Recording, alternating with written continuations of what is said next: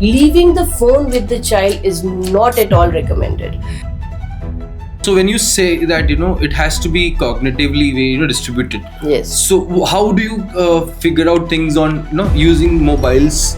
Right. I have seen like child from Yes. 4-5 years, they are on their phone. I tell you one thing, digital learning is a part of our at Shanti Juniors as well, and I have also contributed in digital learning for 2 to 6 years of age.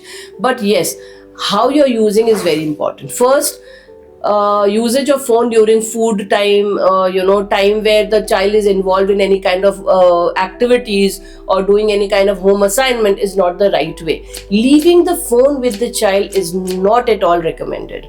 Like we also have introduced an app at Shanti Juniors. We have been very, very specific. We have added activities, rhymes and stories, and I'm very clear about it that you have to use it in the presence of a parent, or the parent will be guiding the child to do it. So first rule of this is ideally before 2 years, no screen time at all in terms of phone. From 2 to 6, only in the presence of the parent, and not more than 5 minutes or 10 minutes at a stretch. Not at all. No giving phones in the hand except when the child is doing an activity. You can put it on a table and tell the child to do in front of you.